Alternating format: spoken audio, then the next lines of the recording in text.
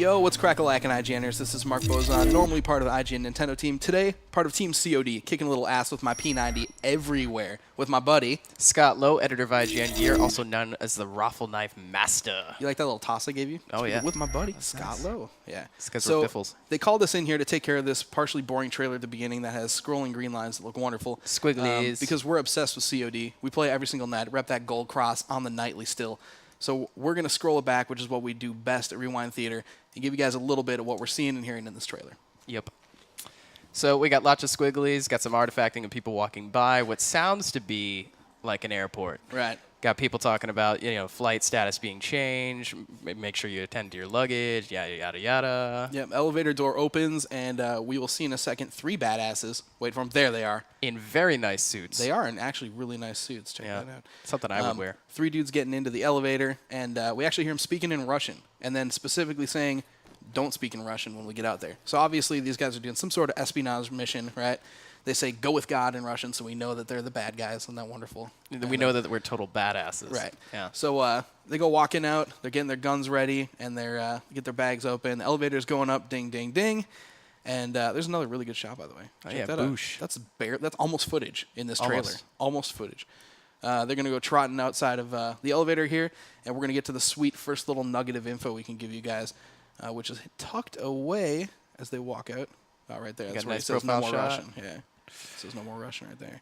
And in the upper right, security terminal, the thing on the far, far right, I'm not even going to worry about that. It looks like it's some kind of part of the architecture. Yeah, pointing to the bathroom. Yep. But the 4 things on the left there, in the upper right, the 4 icons on the left. First one, obviously, if you zoom in, is actually stopping power. So it's My a perk. favorite perk. Yeah, it's mandatory. They should have it in every single, just regardless, you should get it for free. And then after that, we got ourselves a foot with some feathers on it. We got to figure this is kind of some kind of speed boost for those who like to zigzag around the field. Especially good for my raffle knifing. Nice. Yep. And then after that, we got some 2-blade action. It looks like 2 machetes, or well, you thought it would be more like a gun attachment. It might be overkill, but again, why change the icons, right? So it's probably some kind of melee boost or a different kind of weaponry boost. The one next to it, though, is really interesting. It's tough to see, but it actually looks like it might be a targeting icon from COD 4 during the main, for the precision strikes during the main game.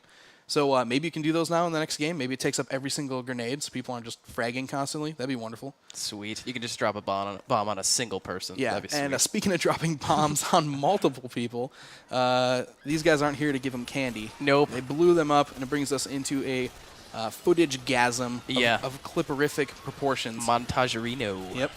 And we're going to scroll it back because that's where all the real info is in this thing. The juicy tidbits, if you will. So we get crowd explosion, crossfade into... Do you think they were all right? No, I don't think they made it. Not a single one survived. Looks like it might be overgrown, or it's tough to tell. There's some familiar buildings in the landscape. background, some kind of familiar landscape with an F-15, 2 F-15s by the looks of it, scrolling on in there. Another explosion crossfade. They love that thing. Into our next clip. Which, if you see in the lower left-hand corner, you got kind of like a mountainside shanty town almost. So, this could be pretty much anywhere. Right. I have a feeling, though, based on one of the clips coming up, it could be Rio de Janeiro. And we're going to support that one in a second. Yep. I like this little tidbit here on the left, though. Yeah, on the left, you got here what looks to be the inside of a plane. You got a screen in the back of the headrest. You got lighting and all that stuff built into the ceiling, where the little masks come out, all that sort of stuff. And then in the center, you've got 2 little helicopters. You know the specific name, don't you, Buzz? Yeah, those are AH-6s or MH-6s. They're called Little Birds. They're feisty little bastards. Yeah, they're attack choppers, part of the U.S. Army Special Forces.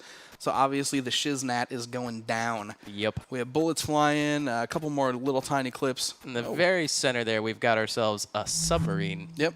That's a Ohio-class submarine, actually, because I know you were asking, Scotty. Yep. And before we go on, we've got ourselves a guy sitting on top of a tank or something with some with nice head rig, obviously night vision goggles or something. Just chilling, just hanging out. Yep, he's hanging out. He's checking out the sub, dude. Yeah. So another explosion crossfade, which we love so much. Oh, yes. We got some boats in the upper left, so maybe by land, by water, a lot of different fronts. They love to do that in all these games. Mix it up, put you in the pilot seat of different airplanes or helicopters, gunner spots. So maybe we'll be doing some action from the water on this one. Yeah, we got some more tank action going on here. Right there, a little scuba diver. Or if Oh. you check out the dude on the right, it looks almost like a chute or something is opening from his back. That could be like a high altitude diving. Yeah. Where they have to wear the whole oxygen rig. This is a new one, by the way, a Black Hawk crossfade. I like that, with the chopper going. Next to it, though, is an adorable little teddy bear. Right. So it's also the first Black Hawk teddy bear crossfade. Yes. Not bad. A couple more shots of scenery. It's tough to tell exactly what we're looking at in there. Too much fading, man. Yeah. Some more shantytown, though, obviously on the right. Yep. Or Oil on rig. the left, sorry. Yeah, oil rig on the right, though. So, again, water and land probably both, being used pretty decent amount. And let me point out the castle on the left, if you want to get some medieval siege going. So they're obviously tripping us up with a lot of different locales. But one of the things that I think we definitely need to look at quick before we move on, it is basically the affirmation that this is, in fact, Rio de Janeiro in the upper left. Looks like that's the Jesus Christ statue that's in Corcovado Mountain in Rio de Janeiro. There have been a lot of speculation online about this one, but, I mean, you look at it, it's up on top of the mountain. It looks like that's exactly what it is. Yeah. So if that's the case, and all the shantytown business, this is obviously Rio de Janeiro, which actually is interesting because it's no longer terrorism. I mean, it's terrorism, but they're not doing the whole Al-Qaeda thing, Iraq, Afghanistan. It looks like this is something a little bit different for Modern Warfare 2. Yeah, definitely leave it up to Infinity Ward to push it to the next level and bring it to a locale we haven't really seen a lot before. For sure. So that's it for this Rewind Theater. We will catch you again later. Be sure to check out the other ones we've got for you, and a whole lot more on Modern Warfare 2 coming up soon.